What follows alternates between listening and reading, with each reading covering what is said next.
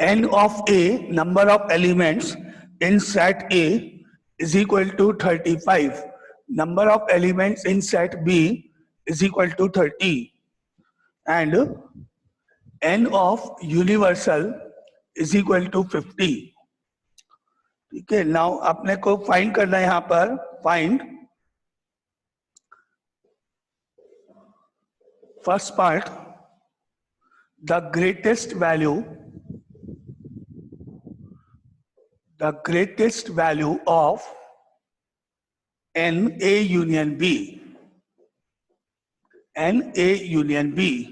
and the second part is the least value of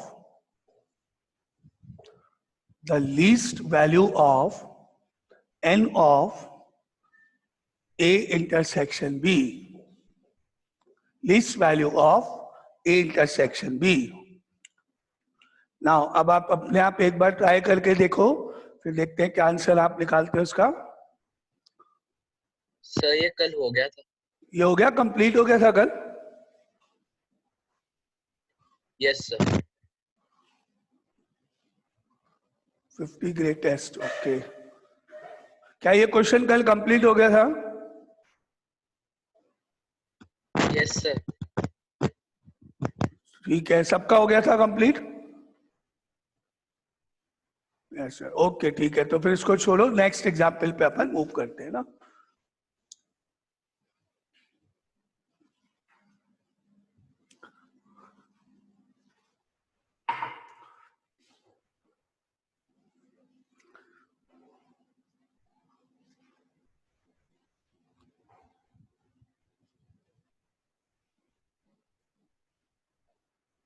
इसका एक next question जो था इसी टाइप का, उसमें मैंने लिखा था A and B are two sets containing 3 and 6 elements. Number of elements in set A 3, number of elements in set B 6. What can be the minimum number of elements in A union B? क्या निकालना है आपको? Minimum value of n A union B. ठीक है, अब बताना इसका solve करके. और maximum number of elements in A union B, minimum value, maximum value of n A union B, A union B की minimum value and A union B की maximum value. तो जरा इसको कैलकुलेट करके बताओ जिसको आता है.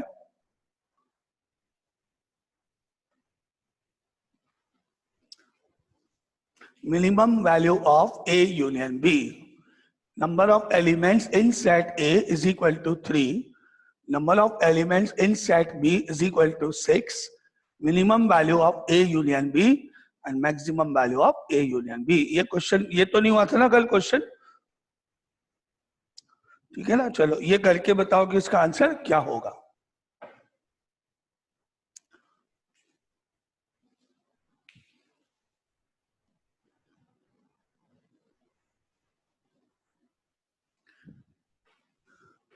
Because we know that n of A union B is equal to n of A plus n of B minus n of A intersection B. ये अपना फॉर्मूला है. Now that implies n of A union B, n of A is 3, n of B is 6 and minus of n of A intersection B. अब आप में से कौन में से बताएगा कि इसकी minimum value A union B की मिनिमम वैल्यू क्या होगी with reason and maximum value क्या होगी with reason. A union B की मिनिमम और maximum value.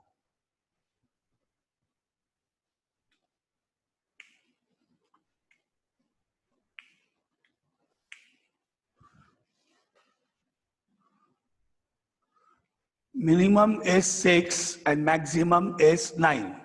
Okay, minimum is 6, maximum is 9. Maximum 9. Okay. Now, पहले अपन चलते हैं कि A यूनियन B में अभी एट प्रेजेंट क्या हो गया. That implies n of A union B is equal to 9 minus n A intersection B. For maximum value of A union B, A union B की मैक्सिमम वैल्यू तब होगी जब ए और बी सेट्स में कोई भी एलिमेंट कॉमन नहीं हो और ये फिगर जीरो हो जाए। A and B are disjoint sets, एक भी एलिमेंट अगर कॉमन नहीं है तो ये फिगर आपका जीरो हो जाएगा और आंसर 9 हो जाएगा। अगर सपोज ए और बी में एक एलिमेंट सिंपल सिंगल एक एलिमेंट कॉमन है तो यहाँ 1 आएगा, आंसर 8। 2 एलिमेंट्स कॉमन है तो यहाँ 2 आएगा, आंसर 7।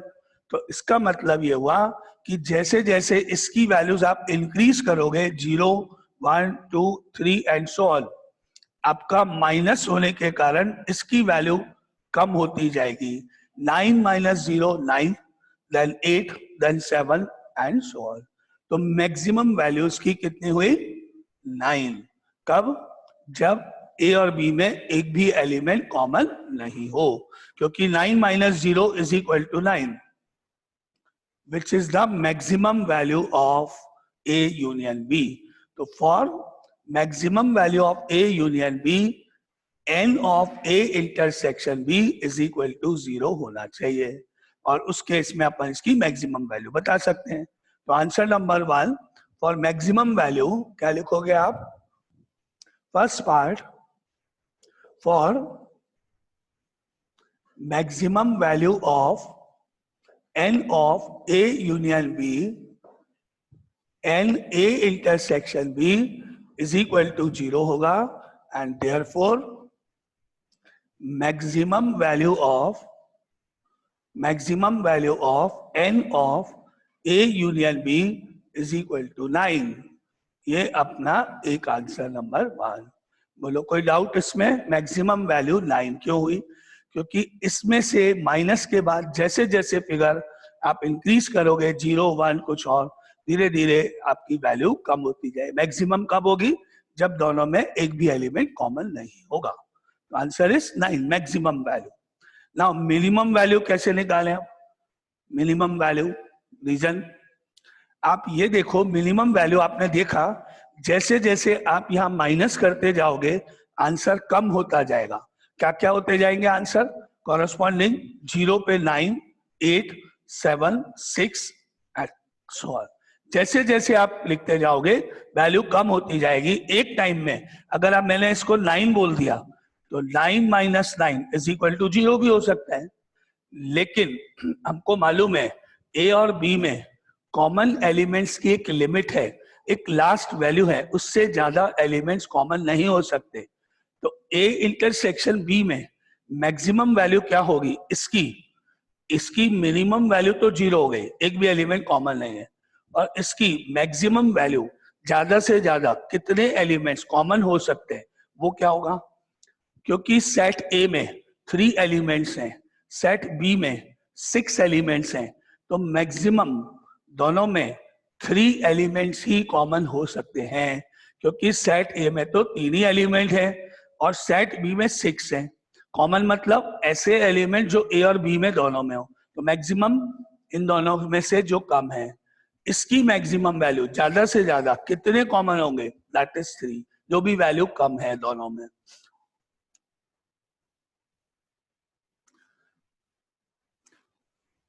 यस, तो अपने पास क्या आया? आंसर नंबर 2 के लिए हमने क्या लिखा? आंसर नंबर 2 के लिए for minimum value of n A union B n A intersection B is equal to 3 होना चाहिए। 3 कौन सा फिगर? वो फिगर जो दोनों गिवन सेट्स में मिनिमम है, कम है, लेस है। दोनों सेट्स के एलिमेंट्स में जो फिगर कम है वही कॉमन हो सकता है, इससे ज्यादा एलिमेंट कॉमन नहीं हो सकते हैं। And therefore minimum value of n A union B is equal to 9 minus 3 that is equal to 6। ये इसके आंसर्स। ठीक है, maximum value is 9 and minimum value is 6। Any doubt किसी को? नहीं, दोनों की समझ में आ गए कैसे लिखा ले? क्यों? क्योंकि ए इंटरसेक्शन बी पे डिपेंड करता है। आप अगर ए इंटरसेक्शन बी की मिनिमम वैल्यू लिखोगे तो उल्टा ए यूनियन बी की मैक्सिमम वैल्यू आएगी। तो minimum value A intersection B की 0 थी, तो रिवर्स मैक्सिमम वैल्यू फाइंड हुई। अगर आप ए इंटरसेक्शन बी की मैक्सिमम वैल्यू लिखोगे ज्यादा से ज्यादा, तो उल्टा ए यूनियन बी की मिनिमम वैल्यू आएगी।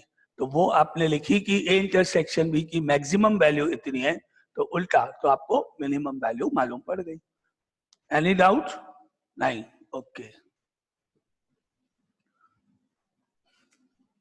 Now next question is,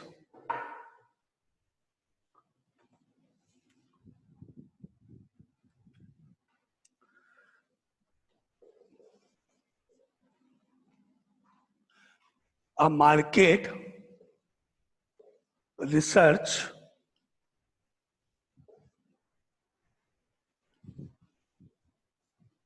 group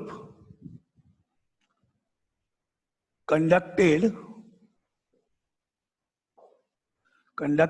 a survey of 2000 consumers. 2000 consumers, एक ग्रुप है, उसने सर्वे किया 2000 कंज्यूमर्स का and reported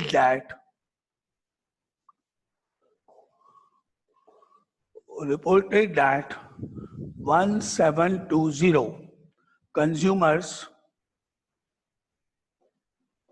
liked product 1, 1450 liked product 2, and आपको बताना है what is the least number, what is the least number that must have liked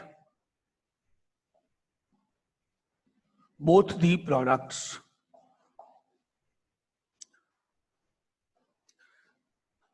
तो इस फिगर में आप एक एक करके ये देखना। सबसे पहले इधर आ जाओ, 1720 कंज्यूमर्स लाइक्ड प्रोडक्ट P1, तो N of P1 is equal to 1720, 1450 liked P2, N of P2 is equal to 1450। अब आप में से कौन मुझे बताएगा कि ये जो 2000 है ये यूनियन है या यूनिवर्सल को डिनोट करता है? यूनियन है या यूनिवर्सल है? Answer universal, universal, universal, universal, universal. Okay, अभी तक जितने आंसर सबका कहना है ये यूनिवर्सल है। क्या कोई और? तो confirm, yes, correct answer, it is a universal set. ये यूनिवर्सल को डिनोट करता है। कंज्यूमर्स मतलब कोई भी पर्सन जो कोई भी प्रोडक्ट को यूज करे वो कंज्यूमर है, चाहे वो P1 हो, चाहे वो P2 हो, चाहे वो दोनों प्रोडक्ट यूज करे, चाहे वो किसी अदर कंपनी का कोई और प्रोडक्ट यूज करे, वो सब कंज्यूमर्स ही होते हैं। ठीक है, तो अपना ये करेक्ट है आप सबका। आपकी बार N ऑफ यूनिवर्सल गिवन है, दैट इज इक्वल टू 2000। अब अपन ने फॉर्मूला अप्लाई किया यूनियन का, N of P1 union P2 calculate करते हैं। फॉर्मूला अप्लाई किया, N of P1 union P2, N of P1 plus N of P2 minus N of P1 intersection P2। ये formula लगाएंगे। P1 union P2 मुझे मालूम नहीं है, तो N of P1 union P2, N of P1 मालूम है 1720, N ऑफ P2 मालूम है 1450 और P1 इंटरसेक्शन P2 भी अभी मुझे मालूम नहीं है। अब आगे इसको ऐड कर दें दोनों को, तो ये हो गया N of P1 union P2 is equal to 0, 2 + 5, 7 and 4 11 and 3 minus N of P1 intersection P2। ये एक इक्वेशन बन गई, लेकिन आगे ये इक्वेशन फर्दर सॉल्व नहीं होगी, क्योंकि आपको P1 इंटरसेक्शन P2 भी नहीं मालूम है और यूनियन भी नहीं मालूम है। कम से कम दोनों में से एक तो मालूम होना ही चाहिए। तो आगे इसको प्रोसेस कैसे करें, इसको प्रोसीड कैसे करें, आगे एग्जाम्पल को कंप्लीट कैसे करूं मैं, कौन बताएगा? आगे क्या करें, कैसे लिखूं? n of P1 union P2 is smaller than or equal to n of universal. Okay अब आपको मुझे ये मालूम है कि यूनिवर्सल की वैल्यू 2000 है और हमने पढ़ा था कि P1 यूनियन P2 की वैल्यू 2000 से ज्यादा ग्रेटर मोर नहीं हो सकती है। P1 यूनियन P2 की मैक्सिमम वैल्यू, ज्यादा से ज्यादा वैल्यू 2000 होगी या उससे कम होगी, उससे ज्यादा वैल्यू पॉसिबल नहीं है। मैं लिख सकता हूं because we know that n of P1 union P2 is always less than equal to n of universal. we know that union is always less than equal to universal. कोई भी element common नहीं होना, सारे लिख देना, बाहर कुछ नहीं आना, यूनिवर्सल के इक्वल, अदरवाइज कम होगी। तो ये वैल्यू के बाद इसकी जगह ये पूरा ये पोर्शन ये यहां से यहां लिख दो, तो दैट इंप्लाइज यूनियन की इसकी वैल्यू प्लेस करने पर 3170 minus n of P1 intersection P2 less than equal to 2000, universal की जगह 2000। इक्वेशन की जगह इस तरह से ये इसको बोलते हैं इनइक्वलिटी, एक लेस देन इक्वल टू वाली इनइक्वलिटी बन गई है। इक्वेशन तो नहीं बनी लेकिन ये इस तरह से हम लिख सकते हैं। अब आगे फर्दर इसको सिंप्लीफाई या सॉल्व किया जाएगा। तो इस तरह से लिखने के बाद आगे नेक्स्ट स्टेप, ये नेगेटिव है, इस नेगेटिव को आप राइट हैंड साइड में उधर जैसे इक्वल टू के बाद ले जाते हो उधर ले जाओगे तो पॉजिटिव हो जाएगा, और इस 2000 को आप इधर लेफ्ट हैंड साइड में ले जाओगे तो ये आपको मिलेगा 3170 minus 2000 less than equal to अपनी जगह n of P1 intersection P2। ठीक है, जैसे अपन ट्रांसपोज करते हैं वैसे लिख दिया। अब माइनस करने पर 3170 में से इसको माइनस करने पर 1170 हो गया, less than equal to n of P1 intersection P2। तो मुझे मिला कि P1 इंटरसेक्शन P2 की वैल्यू 1170 के इक्वल हो सकती है या फिर P1 इंटरसेक्शन P2 की वैल्यू 1170 से ग्रेटर होगी। तो क्या मिला? n of P1 intersection P2 is greater than or equal to 1170. That means n of P1 intersection P2 की मिनिमम वैल्यू, कम से कम वैल्यू 1170 होगी और उससे ग्रेटर कुछ भी हो सकती है। अब क्वेश्चन में आपसे क्या फाइंड करना था? अगर मिनिमम वैल्यू फाइंड करनी थी तो हो गई, तो अपने को इसमें देखें क्या फाइंड करना था, लीस्ट नंबर मिनिमम वैल्यू, तो वो अपना आंसर आ गया। यहाँ पर हम कह सकते हैं कि therefore least value of n P1 intersection P2 is equal to 1170, and ये इस क्वेश्चन का आंसर है वर्किंग स्टेप। एनी डाउट किसी को? Step by step okay, clear?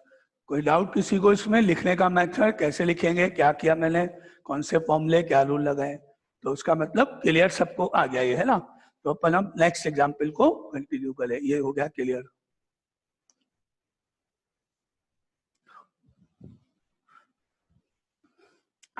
Now next example is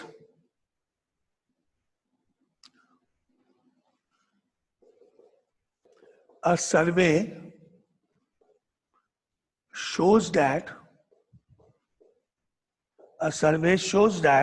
63% of the Americans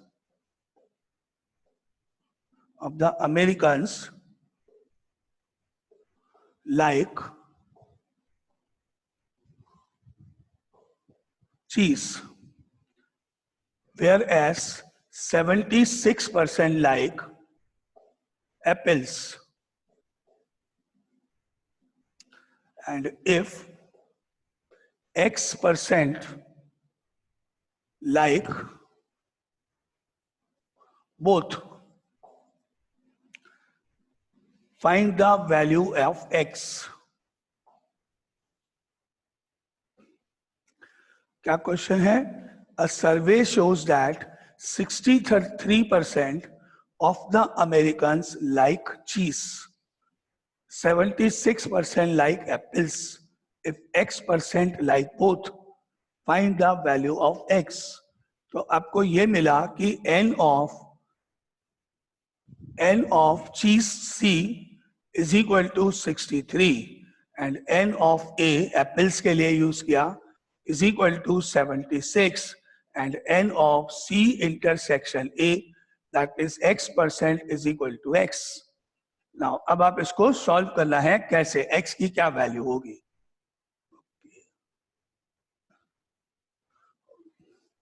value of X कैसे निकाले? अपने को इंटरसेक्शन की जगह X है और ये लिखा हुआ है. हमने फॉर्मूला अप्लाई किया N of C union A is equal to N of C plus N of A minus N of C intersection A. अब C यूनियन A की वैल्यू मालूम नहीं है. N of C की जगह 63, A की जगह 76 और यहाँ पर X आ गया. Now therefore N of C union A is equal to 3 plus 6 9 and 139 minus X. ये इक्वेशन फॉर्म हो गई है. अब आपको मुझे इसका आंसर आगे क्या करें वो बताना है. कैसे निकालेंगे?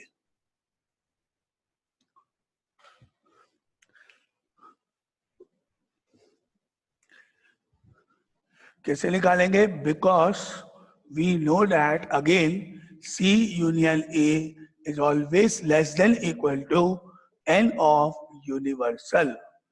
N of C union A is always less than equal to universal.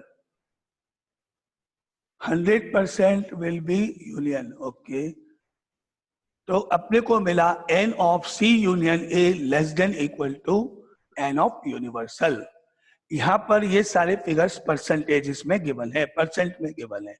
तो आपके पास 100% होता है मान लेते हैं ना.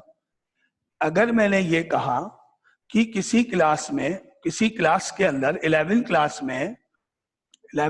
के अंदर सपोज मान लेता हूं 40% लाइक करते हैं स्टडी करना और सपोज 60% लाइक करते हैं गेम्स को और सपोज मान लेते हैं 10% लाइक करते हैं सपोज बोथ.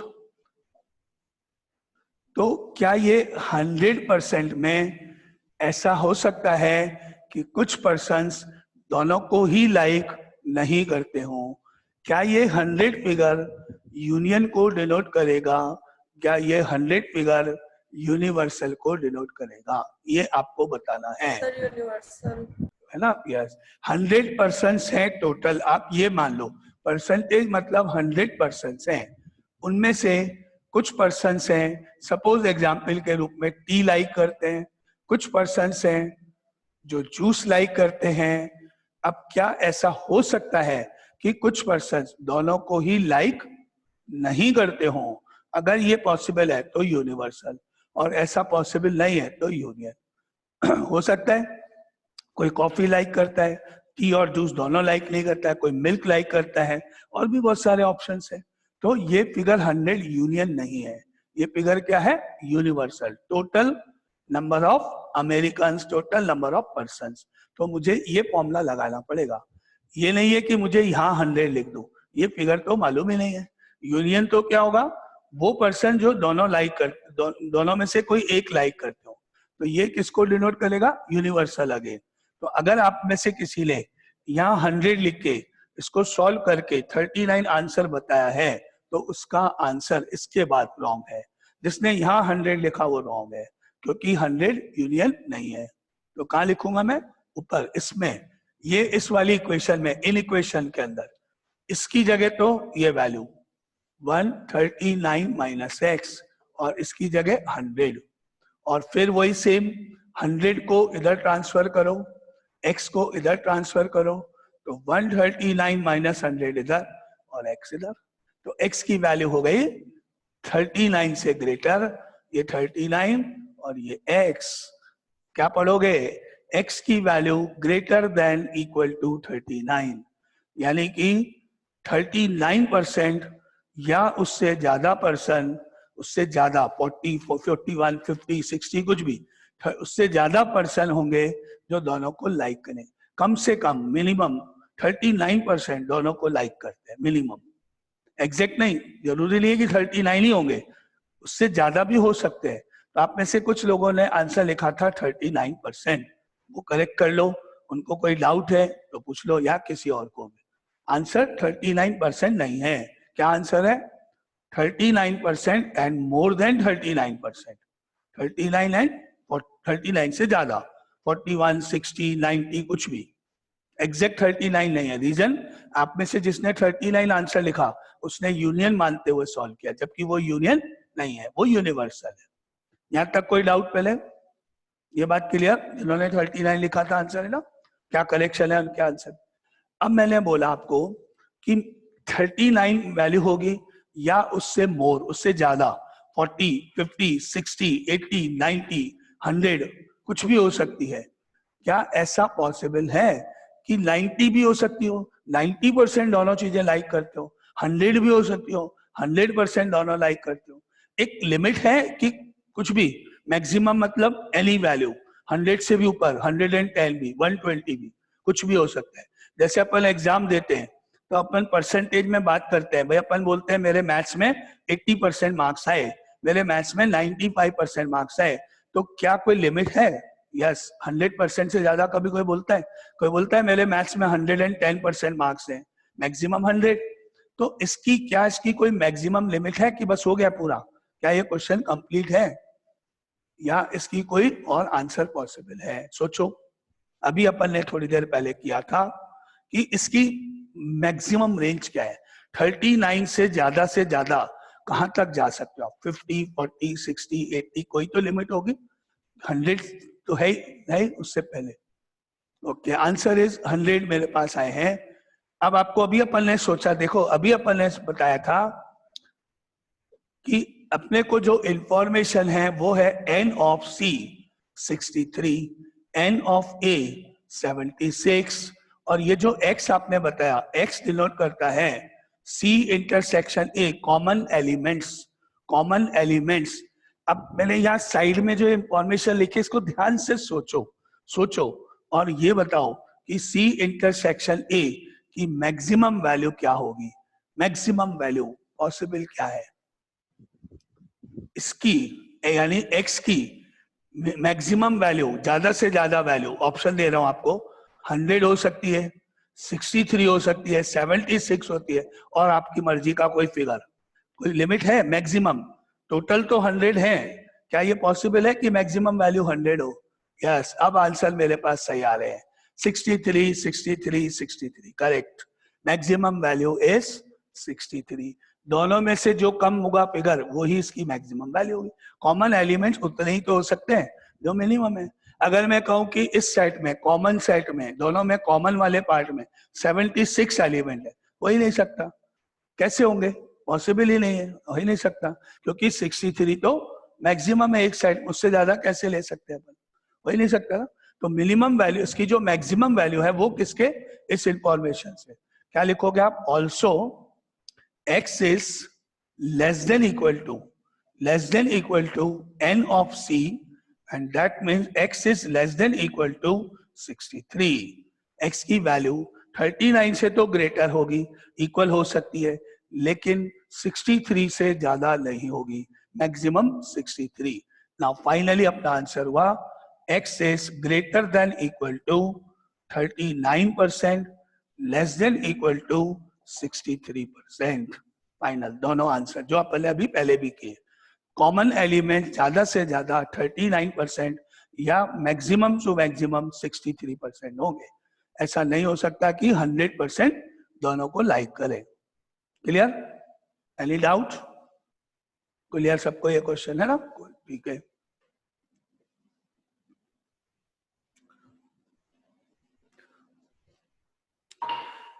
ये थे मिनिमम मैक्सिमम वैल्यू टाइप के क्वेश्चन सारे जितने भी थे ना।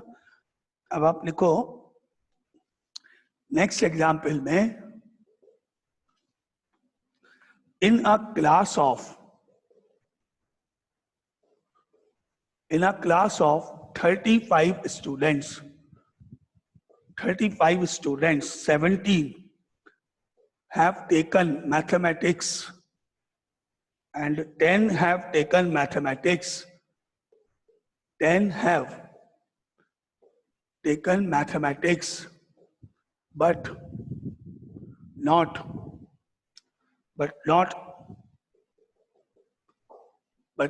economics. Find the number of students who have taken both. Number of students taken both, ये आपको बताना है.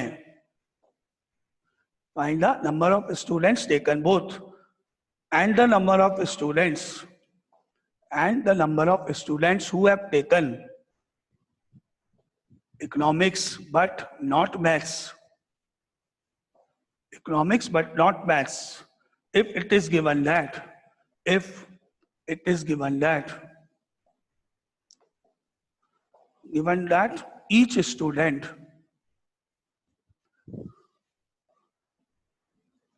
each student has taken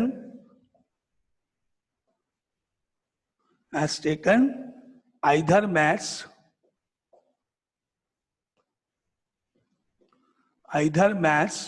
or economics or both. ये आपके दो क्वेश्चंस का आंसर चाहिए.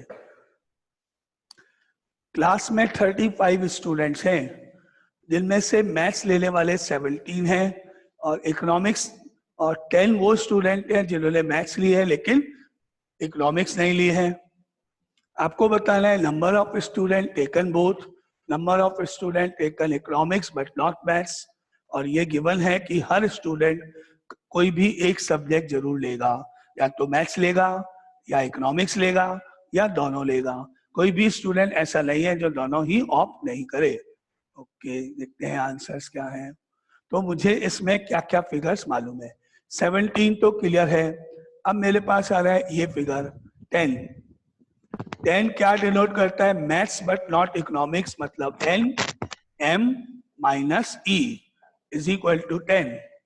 और अब ये क्वेश्चन 35 यहाँ पर क्या डिनोट करता है, ये इसका आंसर बताओ. 35 यूनियन. क्या है? यूनियन. और कोई? Union correct. अब आंसर सही यूनियन, क्योंकि यहाँ पर ये लाइन लिखी हुई है कि कम से कम एक सब्जेक्ट लेना कंपलसरी है. तो कोई भी स्टूडेंट ऐसा नहीं होगा जो दोनों ही सब्जेक्ट ऑप्ट नहीं करे. इसलिए करेक्ट आंसर है सबका यूनियन को डिनोट करता है ये. तो यहाँ मुझे मिला n of m union e is equal to 35. 1 2 3 information हो गई. अब फर्स्ट आंसर आपको निकालना क्या था? फर्स्ट क्वेश्चन था, आपको क्या फाइंड करना था? फर्स्ट क्वेश्चन में find the number of student who have taken both mathematics and economics. Find the number of student who have taken both maths and economics and the number of student who have taken economics but not maths. पहले में तो intersection दोनों निकालने के लिए तो आपको formula लगाना है n of m minus e is equal to n of m minus n of m intersection e. और आपको m माइनस e की जगह 10 मालूम है, n ऑफ m आपको 17 मालूम है. तो आप फर्स्ट पार्ट का आंसर यहां से निकाल सकते हो. Therefore n of m intersection e is equal to 7. ये आंसर नंबर 1. कोई डाउट किसी को? क्लियर? Answer number 1 correct. तो अब आगे अपना आंसर नंबर 1 कंप्लीट है ना. आंसर नंबर 2 यूनियन कैलकुलेट करना है. ये फर्स्ट हो गया. सेकंड पार्ट में आपको निकालना है यूनियन. यूनियन निकालने के लिए n of m union e is equal to n of m plus n of e minus n of m intersection e। अब वैल्यू प्लेस करोगे, यूनियन फाइंड करना है। n ऑफ m था आपके पास, कितना था 17 plus n of e। n of e तो आपको मालूम है क्या, n ऑफ e कितना है? n ऑफ e मालूम है अपने को? नहीं? क्या निकाला था सेकंड पार्ट के अंदर? फर्स्ट कंप्लीट सेकंड पार्ट में आपको निकाला था and the number of student who have taken economics but not maths. तो आपको ये तो निकालना ही नहीं था, इकोनॉमिक्स नॉट मैथ्स, यानी आपको निकालना था यूनियन की जगह e माइनस m। तो n of e minus m is equal to n of e minus n of m intersection e। तो n of e minus m is equal to, अब मुझे बताओ कि ये मैं कैसे कैलकुलेट करूं? मेरे पास n ऑफ e तो है ही नहीं, और n ऑफ e नहीं है तो ये कैलकुलेट नहीं होगा। n ऑफ e तो निकालना पड़ेगा। आंसर ठीक है 25 है, लेकिन कैसे? मेरे पास यूनियन मालूम है, ये तो मालूम ही नहीं है, तो निश्चित रूप से पहले मुझे ये फिगर निकालना पड़ेगा। कौन सा फिगर? e। किसकी हेल्प से? यूनियन की हेल्प से। यूनियन मालूम है, यूनियन मालूम है, इंटरसेक्शन मालूम है, m मालूम है, तो इसको बाद में अप्लाई करेंगे। पहले अपन लगाएंगे यूनियन का formula, n of e union m is equal to n of e plus n of m minus n of e intersection m। ये आपको मालूम है 35 है, n ऑफ e आप निकालने जा रहे हो, ये आपको मालूम है 17 है, और ये आपने निकाला 7 है। 17 में से 7 माइनस हुआ 10, और फिर n ऑफ e हो गया 35 माइनस 10 25। और अब आप लगाओ e माइनस m का formula, n of e minus m is equal to n of e minus n of e intersection m। और अब वैल्यूज रख दो इसमें, तो आंसर 2 आ जाएगा। e minus m 25 minus 7 that is equal to 80। Answer number 2। अब बोलो कोई डाउट किसी को? Any doubt? दोनों क्वेश्चंस कंप्लीट, क्लियर? ठीक है, ये आपको समझ में आ गया दोनों को, सबको?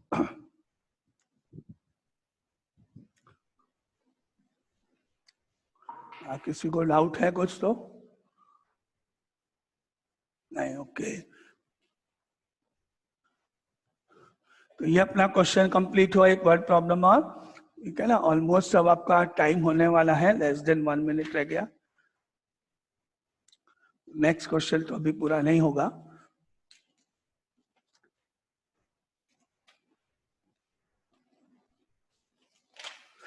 चलो ठीक है, अब आपका ऑलमोस्ट टाइम हो गया। अगर मैं क्वेश्चन लिख भी दूंगा तो पूरा नहीं होगा, तो अपन इसको कल वापस से कंटिन्यू करते हैं आगे।